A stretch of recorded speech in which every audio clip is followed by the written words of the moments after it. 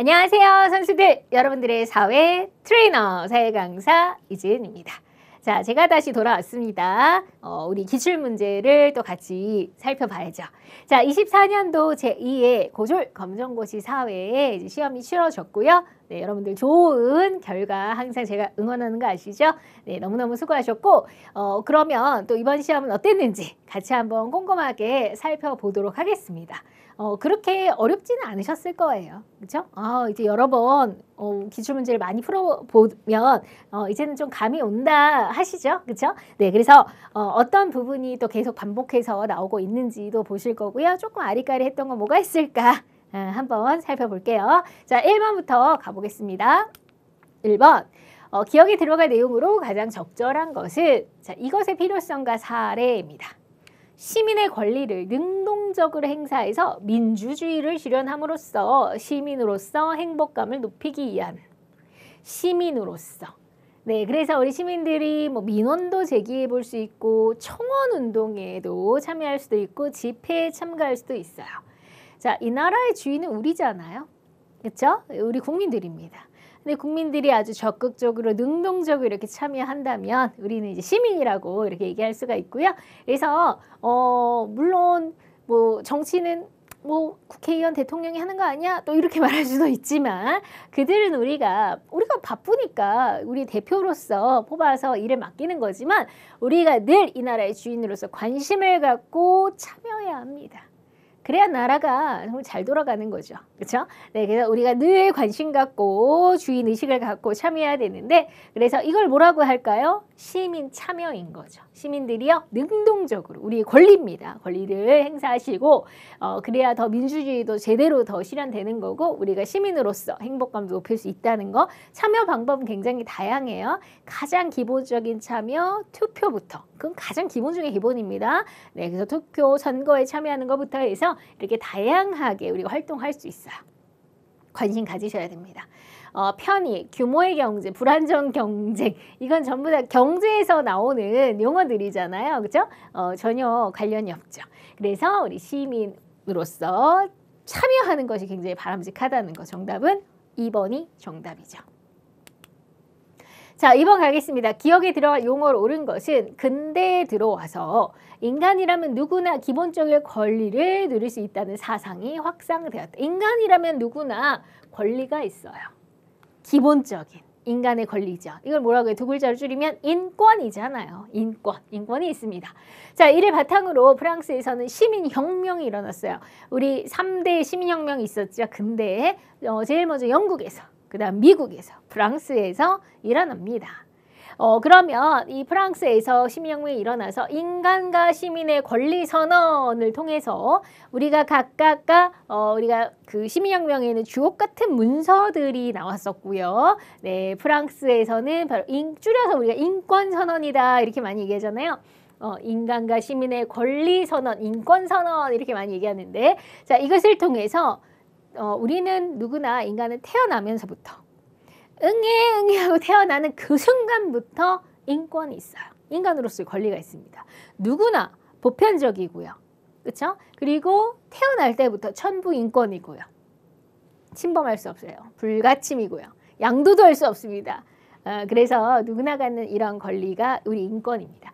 그래서 이 천부 인권을 명시함으로 바로 인권 확립의 계기를 마련하겠다. 그래서 우리가 진짜 과거에는 아예 뭐 이런 인권에 대한 개념이 없고 막 차별하고 신분제도가 있고 이렇게 인권이라는 개념이 없다가 근대에 우리가 이런 시민혁명을 통해서 이제 인권이란 개념이 싹 트였고 그래서 이제 지금까지도 얼마나 우리의 권리를 소중하게 생각합니까? 계속 우리 역사는 인권 발달의 역사로 진행이 되어 왔죠. 그래서 여기에 들어갈 말은 2번입니다. 프랑스 혁명 대표적인 시민혁명이고요. 시민혁명 때 강조했던 것이 바로 인간의 인권입니다. 정답은 2번이 정답이죠. 자, 3번. 기억, 니은에 들어갈 내용으로 옳은 것은 자, 우리나라는 권력 분립이에요. 헌법에도 나왔죠? 그 권력을 나눠놓은 거예요. 권력을 나눴는데 어디로? 입법부, 행정부, 사법부. 이렇게요. 그래서 입법부, 행정부, 사법부 이렇게 삼각 모양으로 기억하시면 되고 그럼 입법부는 법을 만드는 곳이잖아요. 바로 법 만드는 곳 국회입니다. 국회. 국회는 법을 만든다. 그럼 뭐가 들어가야 돼요? 입법권이죠. 법을 만드는 권한, 입법권이 들어가면 되고 그다음에 두 번째는 정부입니다. 정부는 우리가 행정부 이렇게 얘기하잖아요. 행정을 하죠. 그래서 법을 집행하는 역할을 합니다. 행정권이 있어요. 그 다음에 우리가 세 번째는 법원. 법원 우리 사법부라고 하죠. 입법부, 행정부, 사법부 할 때 법원은 재판하잖아요. 재판은 법을 해석하고 적용하는 일을 합니다. 그래서 그 일명 사법권. 입법부에는 입법권이, 행정부에는 행정권이, 사법부에는 사법권이 있는 거죠. 너무 쉽죠? 그래서 국회, 정부, 법원 이렇게 권력을 나눠 놓는다. 권력 분립, 세 개로 나눴다. 상권 분립 이제 이렇게 얘기하는 거죠. 그래서 여기에 들어갈 말은 입법권과 행정권. 우리 2번이 정답입니다. 4번. 기억에 들어갈 내용으로 가장 적절한 것은 시민 스스로 법을 지키려는 자세. 우리가 법을 잘 지킨다. 법 잘 지켜야죠. 그렇죠? 네, 이 나라의 법을 잘 지켜야 되는데 법을 잘 준수한다. 이것을 줄여보세요. 준법, 준법 정신, 준법 의식, 준법. 법을 잘 지키는 거예요. 그래서 시민 스스로 법을 지키려는 자세 준법입니다. 준법 의식이고요. 그래서 사회적인 측면에서도 매우 중요합니다. 누구나 다 법을 어긴다고 생각해보세요. 법을 안 지켜요. 얼마나 나라가 혼란하겠어요. 그렇죠? 네, 그래서 구성원들이 바로 이 준법 의식이 잘 확립되어야 정의가 실현되고 사회 질서가 유지가 가능하기 때문에 이제 법을 잘 지켜야 합니다. 물론 법을 잘 지키려면 법을 잘 만들어야 되겠죠. 공정한 법을 잘 만들어야 될 거예요. 공정한 법을 잘 만들고 그걸 이제 우리 국민들이 다 같이 잘 지키는 거 이게 중요합니다.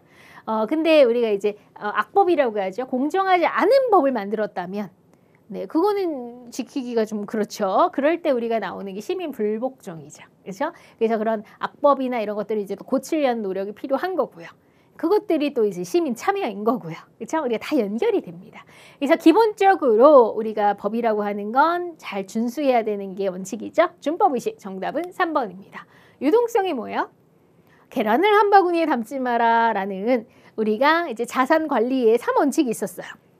그래서 내가 투자를 했는데 내 돈이 날아가면 안 되잖아요. 그러니까 좀 안전해야겠죠. 안전성. 그리고 내가 기업 투자했는데 좀 이익도 나면 좋겠죠. 수익성. 그리고 급할 땐 빨리 현금으로 이렇게 바꿀 수 있는가. 그것이 유동성, 황금성이라고 하죠. 그래서 그때 나왔던 게 유동성이에요. 그리고 기회비용은 내가 선택을 하면 항상 포기하는 게 있어요. 그렇죠? 네, 포기하는 가치가 있는데 그 포기하는 것 중에서 가장 큰 것, 그것을 기회비용이라고 하죠. 그리고 인플레이션은 물가가 상승하는 걸 인플레이션이라고 합니다. 자, 그래서 여기와 관련된 것은 우리 법을 잘 지킨다. 다 나머지는 역시 또 경제와 관련된 용어들이고 그래서 답을 찾는 거는 어렵진 않으셨을 거예요. 정답은 3번입니다. 자, 5번. 다음에 설명하는 경제 주체는 자, 경제를 이끌어가는 주체를 볼까요? 일단은 가계, 기업, 정부, 외국 우리가 주체 가장 기본 4가지죠. 그죠? 가계, 기업, 정부, 외국. 그래서 가계는 주로 소비의 주체였고 기업은 주로 생산의 주체였고 정부는 그 둘 다죠.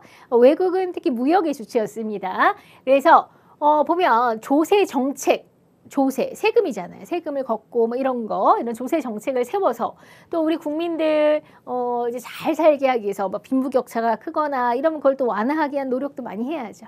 그래서 우리 세금을 적절하게, 뭐 부자들한테 세금을 좀 더 걷어서 좀 사회 어려운 사람들을 위해서 더 쓴다거나 이제 이런 것들을 이제 적절하게 잘 해야 되겠죠. 누가 해야 돼요? 내가? 여러분이? 정부가 할 일이죠. 국가가 할 일입니다. 그래서 이거는 정부네요. 공정거래위원회를 통해서 만약에 불공정거래가 일어났다. 자, 그럼 혼내줘야죠. 그래서 우리가 공정거래위원회라고 하는 것도 있어요. 그래서 불공정거래 행위를 규제하는 그런 행위들을 할 수가 있는 거죠. 그래서 이거는 전부 다 누가 할 수 있어요? 네, 바로 정부가 할 수 있는 거죠. 그래서 기업은 우리가 주로 기업 기업 안에서도 우리 기업가가 있고 이런 노동자가 있죠. 기업가 노동자도 그 관점에서 또 해야 할 또 역할이 있을 거고요. 이제 소비자 역할도 있고. 그래서 주체로 하면 가계, 기업, 정부, 외국 이렇게 얘기했는데 여기 해당하는 것은 정답 1번이 정답입니다. 자, 6번 갈게요. 다음에서 설명하는 것은 특정 국가 간에 무역 특혜를 부여하기 위해서 우리가 관세나 무역 장벽을 완화하거나 제거하기로 맺은 약정입니다. 자, 특히 이제 요즘에 무역을 많이 하잖아요. 세계화 시대에 얼마나 우리가 수출도 많이 하고 수입도 많이 해요. 자, 그럴 때 이제 세계 흐름이 있어요. 자유롭게 경쟁해라. 자유롭게 무역해라. 네, 정정당당하게 막 서로 막 특혜주고 막 이러지 말고 국가가 어떻게든지 자기 기업 이렇게 도와주려고 막 특혜주고 이러지 말고 자유롭게. 자, 그게 바로 뭐예요? 그래서 나라와 나라끼리 국가끼리 요즘에 자유무역협정 영어 약자로는 FTA를 맺죠. FTA. 이거 말 그대로 자유무역협정의 줄임말인 거예요. 자유무역협정을 체결합니다. 그래서 이제 서로 국가끼리 이게 자유롭게 그러면 판매 시장도 더 개척이 될 수가 있는 거고요. 서로 간에. 그래서 이런 장점들이 있는데 브렉시트는 뭐예요? 우리 유럽. 자, 유럽은 또 자기들끼리 뭉쳐서 지역 경제 협력체인 EU, 유럽 연합을 만들었어요. 근데 최근에 영국이 여기서 탈퇴했죠. 그걸 브렉시트라고 얘기하고요. 그다음에 님비 현상.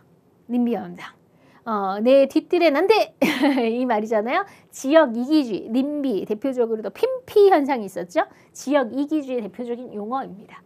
누리 소통망, SNS. 여러분 SNS 많이 하시잖아요, 요즘에. 그렇죠? 네, 그 SNS 누리 소통망이라고 하는데 자, 그러면 이제 경제적으로 나라와 나라끼리 관세나 이런 것들 무역 장벽을 완화하거나 제거하는 자유무역협정 정답은 4번입니다. 기존에 다 나왔던 문제들이에요. 그렇죠? 이거 또 나온 겁니다. 자, 7번. 다음 주장이 반영된 자본주의 체제는 우리 경제 대부분의 나라들이 지금 자본주의, 우리도 자본주의 국가고요. 자본주의가 제일 처음에는 상업 자본주의로 시작했죠. 상업 자본주의. 그러다가 산업혁명이 일어났어요. 공장이 생기고 기가 생겼죠. 그래서 산업혁명으로 정말로 이제 대량 생산이 어마어마해지고 산업자본주의가 시작이 됩니다. 산업자본주의에 또 그 당시 굉장히 중요한 사람이 우리 애덤 스미스라고도 하죠. 경제학자가 있었고, 자, 자유롭게 냅둬라. 그럼 다 경제는 잘 돌아갈 거야. 냅둬. 그게 바로 뭐였어요? 자유방임주의. 그러니까 자유방임주의 사상과 맞물려서 국가는 가만히 있어. 그냥 냅두는 거야. 자유를 주면 돼. 그럼 다 경제는 잘 돌아갈 거야. 라고 믿고 맡겼죠. 그런데 문제가 생겼어요. 네, 그래서 믿었는데 시장이 알아서 잘할 거라고 믿었는데 시장 실패가 생겼고 그래서 무슨 문제가 생겼어요? 대공황이 발생하죠. 세계 경제 위기가 한번 옵니다. 그래서 안 되겠다. 국가가 그냥 계속 자유만 주고 구경꾼처럼 지켜봤는데 이제 국가가 좀 나서야겠는데 그래서 나서겠다. 국가가 좀 개입을 하겠다. 그럼 자본주의 엄청난 수정이 가해졌다. 수정자본주의라고 얘기를 하죠. 네, 그래서 이제 국가가 막 이제 나서서 막 개입해서 많은 것들을 했어요. 자, 그러면 또 이제 국가가 나서니까 경제는 잘 돌아갈 거야 라고 했는데 또 웬걸 문제가 생기죠.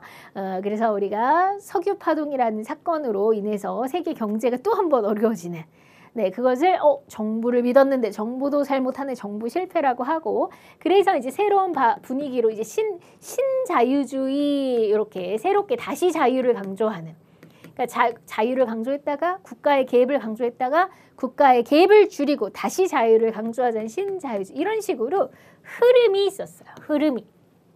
네, 흐름이 있었고 그래서 우리가 뭐 산업자본주의, 수정자본주의, 신자유주의 이런 거 시험 문제 지금 자주 나오고 있잖아요.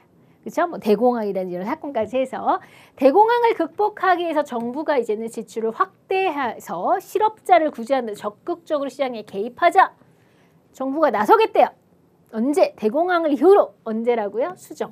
원래는 정부가 안 나서는 게 기본 자본주의였는데 자본주의가 조금 고쳐졌죠? 수정됐죠? 네, 그래서 정부가 나서는 걸로. 그걸 우리는 수정 자본주의라고 합니다. 정답은 3번이 정답이 되는 거죠. 자, 8번. 기억에 들어갈 용어로 가장 적절한 것은 계란을 한 바구니에 담지 마라라는 격언은 투자의 위험을 줄이기 위해서 다양한 금융자산으로 이것을 구성해 분산 투자를 해야 함을 의미한다. 자, 우리 아까도 얘기했지만 자산관리 참 잘하셔야 돼요. 그래서 뭐 안전한 것도 봐야 되고 수익성도 봐야 되고 또 유동성도 봐야 되고 우리가 계란을 한 바구니에 담지 마라라는 건 비유죠. 계란을 한 바구니에 이렇게 거득 담다가 이제 신나게 쫄래쫄래 가다가 그냥 넘어졌어요. 자빠졌어요. 계란 다 깨진다는 거죠. 그렇죠? 예, 그러면 이걸 내 투자금이라고 해보세요. 계란을. 내가 투자를 한 곳에 몰빵을 해서 다 날리면 그거 어떡해요? 그래서 나누어서 계란을 한 바구니 나누어서 담았다면 한 바구니가 깨져도 나머지 바구니에 계란이 살아있잖아요. 그렇죠? 그래서 내가 투자를 좀 나눠서 했다면 설사 요 투자가 망해들었고 나머지가 살아있잖아요. 그래서 이것을 분산 투자, 포트폴리오 투자 이제 이렇게 얘기를 하는 거야. 계란을 한 바구니 가지고 나눠서 분산 투자라는 겁니다. 자, 그래서 투자 위험을 줄이고 다양한 금융 자산으로 뭐 해라? 분산 투자를 해야 함을 의미합니다. 그래서 분산 투자하려면 이렇게 그걸 나누는 거를 포트폴리오를 잘 구성해서 그래서 예를 들면 그래 안전한 것도 좀 투자하고 뭐 예금이라든지 그래 난 근데 수익도 좀 보고 싶어 그럼 뭐 예를 들면 주식이라든지 근데 나중에 장기적으로 부동산 투자도 좀 해보고 이렇게 나눠보는 거죠. 그렇죠? 물론 정답은 없어요. 자기 성향에 맞게끔 또 적절하게 나누셔야 되는데 그래서 그걸 잘 나누는 거 이게 포트폴리오를 잘 구성해야 한다는 거고요. 분산 투자를 해야 된다는 겁니다. 그래서 분산 투자도 나온 적이 있는데 포트폴리오라는 말 자체는 처음 물어봤어요. 이번에. 그래서 포트폴리오라는 단어로 3번이 정답입니다. 빨대 효과. 빨대를 쭉쭉쭉 빨면 음료수를 쭉쭉쭉 하면 빨대로 슉슉슉 들어오잖아요. 그래서 요즘에 우리가 뭐 예를 들면 서울이 그렇죠. 서울이 너무너무 개발되고 교통도 너무너무 편리하니까 자꾸 지방에서 서울로만 와요. 서울로 모든 것들. 지방이 요즘 막 죽어가고 있지. 너무 서울로. 그러니까 서울이 마치 빨대처럼 모든 것들을 쫙쫙쫙 빨아들이고 있다. 빨대 효과 그럴 때 좀 부정적인 의미로 쓰고 있고요. 외부 효과. 긍정적인 외부 효과가 있고 부정적인 외부 효과가 있었어요. 시장 실패 하나였죠. 사이버 불링. 요즘에 뭐 사이버 그 정보화 사회에 문제가 많은데 그중에 사이버 불링, 사이버로 이제 뭐 왕따시키고 하는 걸 얘기하는 거죠. 아주 나쁜 거죠. 네, 정답은 3번입니다. 자, 9번. 다음에 설명하는 용어는 사회 구성원 전체의 이익이 개인의 이익과 조화를 이룸으로써 공동체 모두에게 유익한 거. 네. 개인도 중요해요. 우리 사회도 중요하죠. 그죠? 네. 그래서 나의 이익만 따지는 것이 아니라 사회 전체 이익. 우리 공동의 이익을 생각하는 거. 그걸 뭐라고 할까요? 모두에게 이로운 거. 개인한테 이로운 게 아니라 모두에게 이로운 거. 공동선. 공동으로 좋은 거. 공동선이라고 표현하면 되고요. 뭐 희소성. 그다음에 무임승차. 뭐 공짜로 타고 이런 거 무임승차라고 하죠. 인간소외. 자, 그래서 우리가 나만 생각하는 것이 아니라 사회 전체도. 근데 조화로워야죠. 개인의 이익, 그걸 개인선이라고 표현할 수 있어요. 공동의 이익은 공동선. 그래서 나의 이익도 물론 중요하지만 이 사회 전체 이익도 같이 조화롭게 가는 거. 이게 상당히 중요합니다. 그래서 여기 용어는 1번이 정답이죠. 자, 10번. 사회복지제도. 너무 시험 문제 맨날 나오잖아요. 우리 복지제도 중에 사회복지제도 3가지가 있어요. 사회보험, 공공부조, 사회서비스 이렇게 3가지가 있는데 이번에 또 사회보험의 사례로 물어봤습니다. 사회보험. 내가 돈을 내야 돼요. 그래서 이제 그만큼 또 나중에 받게 되는 거죠. 어떤 미래 위험이 생겼을 때 미리 대비해서 나중에는 그런 위험이 생겼을 때 이제 받을 수가 있는 건데 사회보험의 사례를 보면 우리가 흔히 뭐 4대보험 하는 것들이 다 사회보험에 들어가죠. 그 첫 번째가 국민연금. 나중에 내가 이제 은퇴를 했을 때 그리고 고용보험 실업자가 됐을 때 그 다음에 국민건강보험 내가 어디 건강에 문제가 생겼을 때 그 다음에 산업재해보상보험 산재보험이라고 하죠. 뭐 이제 업무적으로 뭐 다치거나 이랬을 때 받을 수 있는 흔히 그걸 4대 보험이라고 하고요. 사회보험의 사례입니다. 그리고 공공부조는 이제 정말로 저소득층이나 이렇게 형편이 어려운 분들을 도와주는 내가 비용이 내지 않아도 국가에서 이제 지원을 해주는 거가 되죠. 그 다음에 서비스로 지원해주는 걸 사회 서비스라고 하잖아요. 뭐 돌봄 서비스 이런 건 사회 서비스라고 할 수가 있겠죠. 그래서 사회 보험에 해당하는 것은 기업과 니은이 되고요. 재개발은 전혀 관련이 없죠. 그죠? 사회복지제도라. 정답은 기업, 니은 1번이 정답입니다. 자, 11번. 다음에서 설명한 문화 변동의 양상은, 문화는 이제 계속 변하는데, 우리가 기존 문화, A라는 문화가 기존 문화라고 해볼게요. 근데 이제 B라는 새로운 문화가 온 거예요. 뭐 예를 들면 미국 문화가 온 거예요. 한국 문화, 미국 문화가. 그랬더니 무슨 문제가 생겨요? 자, 완전히 한국 문화가 싹 없어지고 모든 게 다 B로 바뀐 거예요. 아니, 먹혔네, 먹혔어. 그쵸? 자, 이것을 문화 동화라고 하죠. 완전히 동일해졌다. 그렇죠? 이런 걸 문화 동화라고 합니다. 자, 그런데 아니야. 우리는 밥도 먹고 피자도 먹어. 우리 것도 있고 미국 문화도 있고. 그러니까 두 가지가 같이 있는 거. 나란히 있다. 문화 병존 또는 공존 이렇게 얘기하죠. A도 있고 B도 있어. 근데 완전 B한테 먹힌 건 동화고. 자, 그런데 이 A와 B가 만나서 이렇게 되지. A와 B가 만나서 섞여서 새로운 제3의 어떤 퓨전이 되는 거죠. 이런 C가 나온다라고 했을 때는 이걸 문화 융합이라고 하죠. 그래서 문화 동화냐 병존이냐 또 융합이냐 이 세 가지도 시험 문제 많이 나오는데 기존 문화 요소와 다른 사회로부터 전파된 문화 요소가 함께 뭐한대요? 공존, 나란히 있다는 거죠. 공존. 그래서 문화 병존 또는 문화 공존이라고 하는 그래서 4번이 정답이 되는 거죠. 그래서 우리가 많은 것들이 있는데 자, 이것도 잘 나오는 문화에서 잘 나오는 거죠. 또 발명, 발견, 전파, 문화 변동의 요인으로서도 또 그것도 잘 나오는데 이번에는 이 문화 변동 양상 쪽에서 이렇게 물어봤어요. 자, 12번 기억리에 들어갈 문화 이해 태도. 이것도 뭐 너무 많이 나오죠. 문화를 이해하는 태도. 우리 문화가 제일 잘났어. 우리 문화가 짱이야. 다른 문화는 다 별로야. 다 거지 같아. 자, 무시하고 우리 문화만 잘났다고 하는 거. 자문화 중심주의. 반대가 있었죠? 아니야. 우리 문화 너무 하찮아. 다른 나라 문화가 훌륭하지. 이렇게 떠받드는 거. 우리를 무시하고 이건 문화 4대주의라고 하죠. 둘 다 별로예요. 너무 우리만 잘났다고 하는 것도 별로고 우리가 못났다고 하는 것도 별로죠. 문화라고 하는 건 다 객관적으로 봤을 때 다 우리가 그 가치가 있는 거고요. 그래서 이렇게 객관적으로 보려고 하는 거 이걸 문화 상대주의라고 하죠. 가장 바람직하고요. 자, 그럼 보통 이 세 가지 중에 물어보는데 다른 문화를 더 우월한 것으로 하고 자신의 문화를 무시해요. 아이고 우리 문화 무시하고 다른 것만 훌륭해. 문화 4대주의입니다. 4대주의. 자, 문화의 우열을 가릴 수 없다. 문화라는 건 잘났고 못났고가 없어. 뭐 우리가 잘났어. 냐 다른 나라가 잘났어. 이건 다 우열을 가리는 거죠. 그래서 우리가 문화 4대주의, 문화 자문화 중심은 둘 다 우열을 가리는 거야. 그래서 문화 절대주의라고 표현하는데 우열이라는 건 없지. 왜 평가를 왜 해? 이게 문화 상대주의죠. 그래서 해당 사회의 환경과 역사적 맥락, 그 상황 속에서 문화를 바라보는 거야. 객관적으로. 이거 뭐예요? 문화 상대주의죠. 상대주의. 이응 하나 들어가고 안 들어가고 차이입니다. 문화 4대주의, 문화 상대주의. 정답은 그러면 1번이 정답이죠. 13번 기억에 들어갈 내용으로 옳은 것은 자, 다문화 정책이 나아갈 방향. 우리는 지금 다문화사예요. 다양한 문화가 섞여서 삽니다. 자, 근데 다문화 사회에서 우리가 정책이 있죠. 자, 한국에 왔으면 한국법을 따라, 로마에 가면 로마법을 따르듯이 그래서 우리 거에 다 맞춰. 네. 그래서 이걸 용광로 이론이라고 하잖아요. 용광로에 모든 걸 녹이면은 다 시뻘개져가지고 다 똑같이 되는 걸로. 그러니까 우리 걸로 다 똑같이 맞춰라. 이게 용광로고요.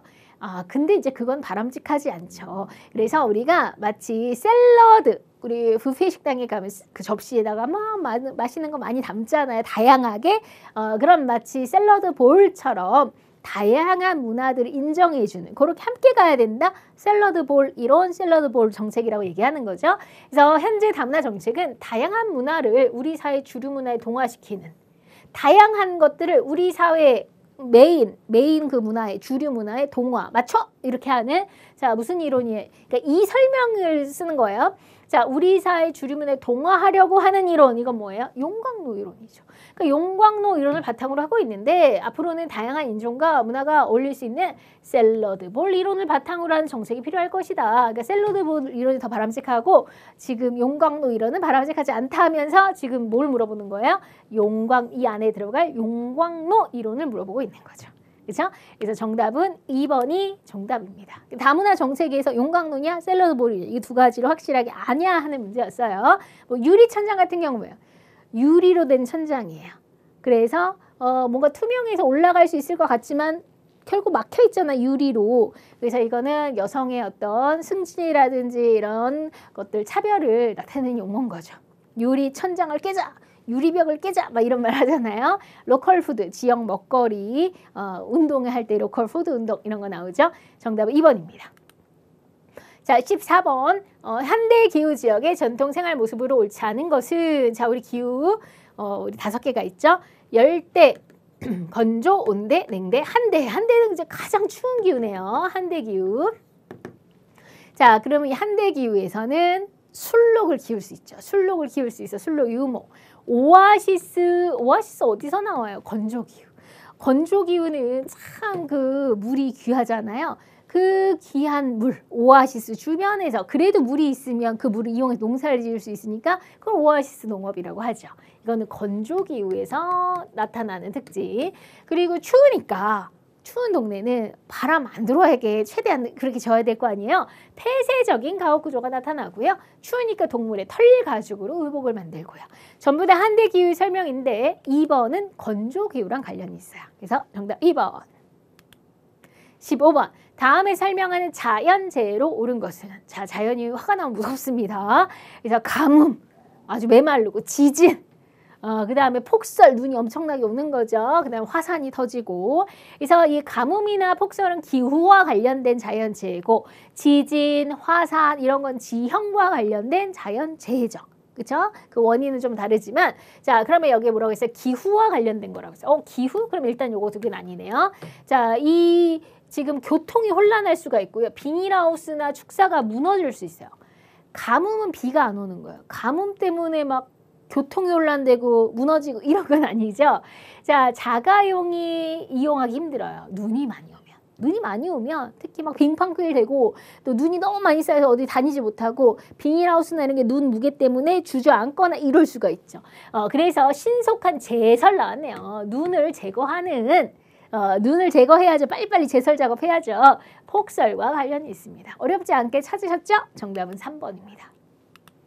16번. 국제 환경 문제 해결을 위한 협약으로 옳지 않은 것은 요즘 환경 문제가 너무 심각하니까 환경 문제는 한 나라가 해결할 수 있는 게 아니에요. 많은 국제사회가 함께 노력해서 해결해야 되는 지구촌 문제입니다. 그래서 요즘에는 국제회의도 많이 열리죠. 특히 뭐 지구온난화 이런 것 때문에 기후변화협약, 교토의정서, 파리협약 뭐 이런 것들이 다 지구온난화 때문에. 그리고 우리 오존층 파괴 굉장히 심각하죠. 그 오존층 파괴 때문에 또 몬트리올에서 모여서 몬트리올 의정서. 사막이 자꾸 커지고 있어요. 사막화 현상, 사막화를 방지해보자. 사막화 방지협약. 이거 전부 다 심각한 환경 문제들이죠. 지구온난화, 오존층 파괴, 뭐 사막화. 그래서 이건 그런 관련된 국제협약이었고요. 차티스트 운동 뭐예요? 우리가 이제 우리 기본권과 관련해서 자, 아까 저는 뭐 제일 처음에 프랑스 혁명도 있었습니다. 그렇죠? 자, 그런데 우리가 제일 먼저 우리에게 시민혁명이 뭐였어요? 우리에게 자유를 달라. 뭘 찾았어요? 자유와 평등을 찾았어요. 근데 자유와 평등을 찾았고 신분 제도도 무너뜨렸어요. 근데 문제는 뭐냐면 여전히 돈 많은 남자들만 정치를 할 수 있었죠. 그래서 그 다음 뭘 위해서 투쟁했죠? 우리도 정치에 참여할 수 있게 해달라. 선거권을 달라. 참정권을 가지고 싸웠습니다. 대표적으로 영국의 노동자들이 일으켰어요. 차티스트 운동이죠. 그래서 우리가 그 순서가 있죠. 자유권, 평등권, 그리고 참정권에 관련해서. 네, 이렇게 하나씩 노력해서 우리의 기본권이 지금 이렇게 우리가 너무 당연하게 누리는 것들이 과거에 이런 노력으로 인해서 하나씩 확장된 겁니다. 근데 요거는 영국 노동자들이 참정권과 관련해서 일으킨 운동이었죠. 환경 문제는 아니에요. 그래서 정답은 2번이 옳지 않아요.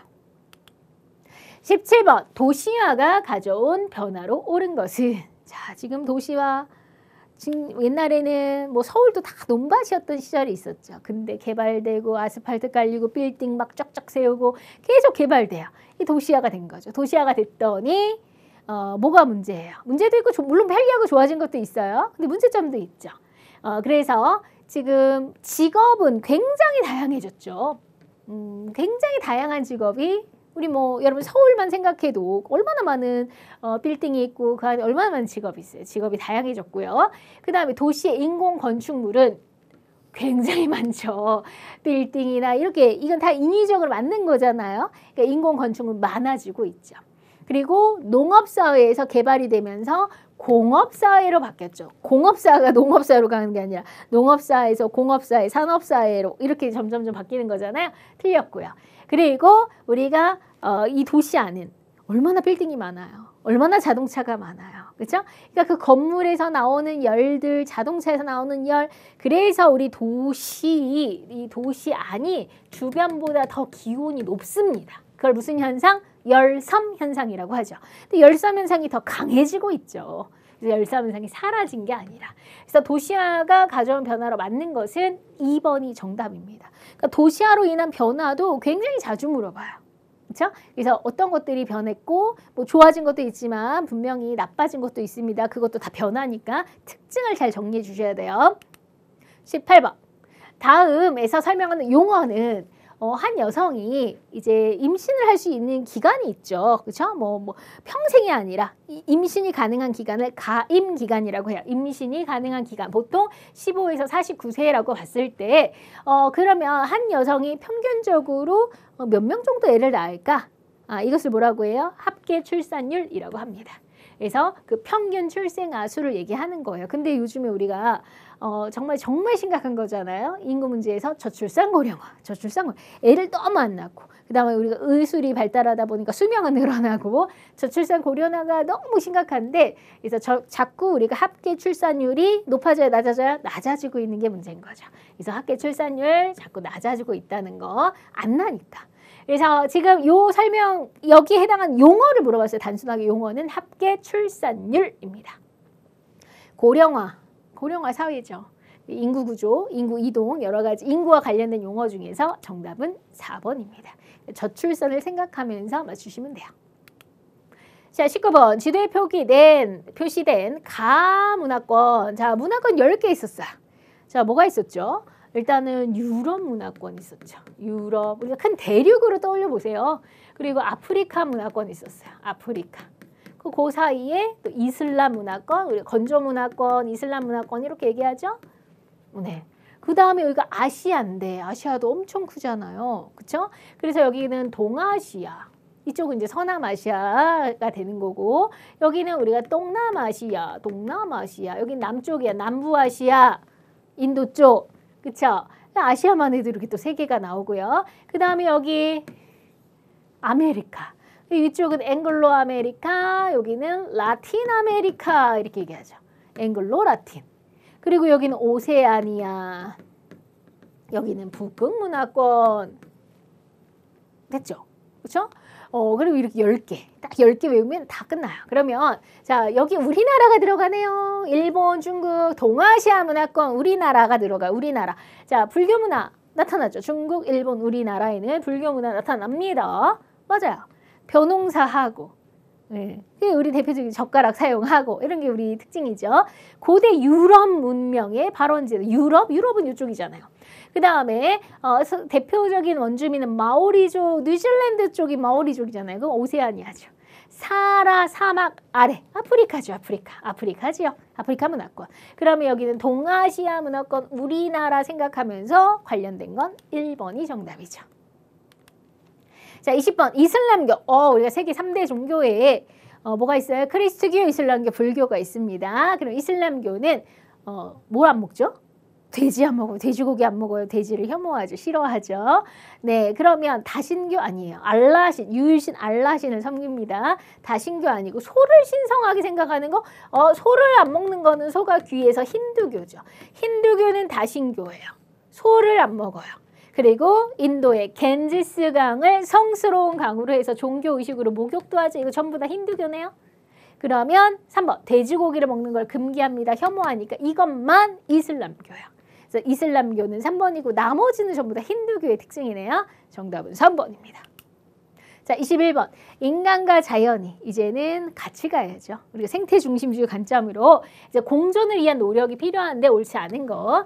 그래서 우리가 계속 그렇다고 해서 뭐 환경만 생각해서 아무것도 개발하지 말자 이런 건 아니죠. 그래서 계속 발전을 하되 환경도 생각하면서 인간이 더 발전할 수 있는 지속 가능한 발전, 친환경적인 발전이 돼야 된다는 거죠. 지속 가능한 발전을 추구한다.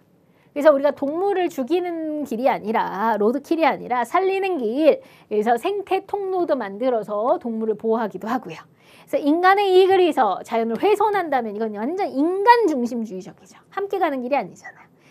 이 함께 공존이라는 건 인간도 살고 자연도 살아야죠. 그러니까 이건 틀렸죠. 생태계 구성원으로서 환경 친화적인 가치관을 갖자. 그래서 우리는 뭐가 필요해? 생태 중심주의가 필요한 거죠. 옳지 않은 것은 3번입니다. 22번. 다음에서 강조하는 세계화의 문제점. 지금 뭐 세계화 시대예요.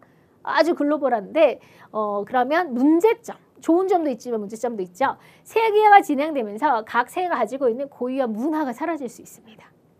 문화가 사라질 수 있어요. 네, 그래서 예컨대 영어 사용이 확산되면서 영어를 제외한 다른 언어들이 소멸될 위기에 처할 수도 있어요. 자, 우리 여러분들 평상시 한복 입고 다니세요? 저도 한복 자체가 없는 것 같아요. 명절에도 한복 안 입잖아요. 네, 근데 우리가 이제 서양식 옷을 입고 뭐 양복을 입고 청바지를 입고 이런 건 하는데, 그러니까 어떻게 보면 고유의 우리 한복이나 이런 거는 어떻게 보면 사라지는. 이제 이런 것들이 너무 다 똑같아지는 거죠. 문화가 너무 그것도 약간 강대국 위주의 문화로, 그렇죠? 이것이 문화의 회귀랍니다. 그래서 지금 문화가 너무 다 똑같아진다. 이렇게 다양성이 많이 사라지는 거죠. 극장 가면 다 헐리우드 영화 다 개봉되어 있고 다 똑같아진다. 이런 거. 저출산, 플랜테이션. 우리가 열대기후에서 대규모 상업적 농업하는 거 플랜테이션이었죠. 공간적 분화, 다국적 기업은 특히 기업의 이익을 위해서 우리가 본사는 이렇게 선진국에 있고 공장은 개발도상국에 이렇게 나눠서 하죠. 그걸 공간적 분업이라고 하죠. 지금 세 개의 문제점으로는 자, 관련된 건 문화의 회귀라 정답 4번입니다. 자, 23번. 다음에서 설명하는 국제기구에 해당하는 것은 네, 국제사회 행위 주체 중에 국제기구, 국제비정부기구예요. 그래서 비정부기구는 정부가 회원이 아닙니다. 이제 뭐 이게 민간 단체라든지 개인이 회원이 될 수 있고요. 전쟁, 기아, 질병, 자연재해 등으로 고통받는 세계의 각 지역 주민들을 구하기 위해서 좋은 의도에서 설립한 국제 비정부기구 NGO라고도 얘기하죠. IMF 국제통화기금 IMF 이건 정부가 회원이에요. 세계무역기구 WTO 우리나라 가입되어 있어요. IMF도 그렇고 이거는 정부기구입니다. 네, 비정부가 아니라 정부가 국가가 회원이에요. 경제협력개발기구 OECD 우리나라 회원이에요. 이건 다 우리나라가 회원 대한민국이 회원입니다. 근데 국경 없는 의사회는 대한민국 회원이 아니라 정말 뜻이 있는 민간단체나 개인이 참여하죠. 그래서 국경 없는 의사회가 바로 여기 국제 비정부기구에 해당하겠네요. 그래서 사례들을 구별하시는 거예요. 정답은 3번입니다. 24번. 기억이 들어갈 이용으로 가장 적절한 것은 정보화 시대에 너무 편리하고 하지만 문제점도 있죠. 그래서 개인의 행동이나 기록이 정보와 기기에 노출되는 빈도가 늘어납니다. 네, 사생활이 막 노출되고. 그리고 우리 CCTV라고 하죠. 폐로 텔레비전 CCTV의 발전으로 개인이 감시나 통제를 받을 수 있어요. CCTV 편리해요. 근데 제가 지나다닐 때마다 다 어딘가에 CCTV 찍히고 있을 거예요. 회사 CCTV 찍히고 거리 CCTV에 찍히고 그럼 저는 계속 누군가의 어떻게 보면 CCTV 감시를 받고 있다라고도 볼 수가 있죠. 그렇죠? 그래서 편리하고 만약에 범죄가 일어났을 때 CCTV를 빨리 범인 잡고 이런 건 너무너무 유용한 건데 이걸 나쁘게 본다면 자 어떻게 보면 다 개인이 감시되고 통제되고 자꾸 노출되고 사생활에 침해를 받고 있는 거죠. 그렇죠? 뭐 이렇게 정보화에도 여러 가지 문제가 있어요. 뭐 사이버 폭력이 있을 수도 있고, 사이버 범죄가 있을 수도 있고, 정보 격차의 문제도 있고 다양하지만 지금 이 지문에서 언급하는 건 바로 사생활 침해죠. 자, 환경 문제 때문에 뭐 지구 온난화라든지 아니면 사막화 때문에 나라 잃고 막 떠돌게 되는 이런 것들을 우리가 환경 난민이라고 하죠. 그리고 이 자원을 무기화하는 거 이런 거 자원민족주의라고 하는 대표적으로 석유나 이런 거를 자원민족주의 경향이 보이죠. 산하 제한. 출산을 제한하는 거. 한때 너무 애를 많이 낳을 때는 애를 줄여라. 개발도상국은 좀 애를 줄여야죠. 너무 애를 많이 낳으니까. 근데 우리나라처럼 저출산 고령화인 나라는 오히려 출산율을 장려하는 그런 정책이 들어가야죠. 자, 지금 지분과 관련된 것은 정답 2번입니다. 자, 25번 매출층 기억니은에 대한 설명으로 옳은 것은 오늘날 주로 사용되는 에너지 자원, 우리 뭐 3대 에너지 자원, 석탄, 석유, 천연가스 맨날 나오죠. 석탄, 석유, 천연가스. 그중에서 석유와 천연가스를 딱 매출 긋고 물어보고 있어요. 고생대에 생긴 거, 석탄이죠. 네, 고생대 석탄, 석유는 신생대입니다. 선유가스도. 자, 연소하면서 오염물질을 배출하지 않나요? 석탄, 석유는 그냥 오염물질이 막 나오죠. 그렇죠? 이것도 옳지 않아요. 자, 그 다음에 산업혁명에 시작됐을 때 가장 오래된 건 석탄이죠. 산업혁명기와 함께. 그러니까 산업혁명의 주요 동력원은 석탄인데 지금 여기 없죠. 지금 고생대 이거 전부 다 석탄과 관련이 있고 이거는 뭐 석유는 오염물질 배출합니다. 자, 기억이랑 니은을 비교했을 때 현재 제일 많이 쓰는 건 1번 뭐예요? 석유예요. 여전히 1등은 석유입니다. 2등은 석탄이고 이제 3등이 천연가스고 이런 순서인데 여전히 석유가 단연 1등이라는 거 1등. 그래서 기억이 니은보다 현재 세계 소비량이 더 많습니다. 정답은 4번이 되죠. 네, 이렇게 해서 우리 25문제 또 모두 풀어보셨어요. 그래서 우리가 많이 접했던 그런 주제들이 많이 나오고 있죠, 그렇죠? 그래서 가끔 이제 한두 가지 용어를 우리가 접하지 않았던 용어를 약간 섞이긴 하는데 수업 시간에 제가 누누이 말씀드렸던 그런 부분들이었어요. 그래서 크게 어렵지 않게 무난하게 푸셨을 거라 생각이 되고요. 여러분들 항상 잘한 건 잘한 거지만 내가 잘 몰랐던 거 그거를 짚고 넘어가셔야 돼요. 그게 다음에 실수가 없습니다. 아셨죠? 네, 다음에 또 여러분들과 더 재미난 강의로 만나 뵐게요. 수고하셨습니다. 여러분들 화이팅!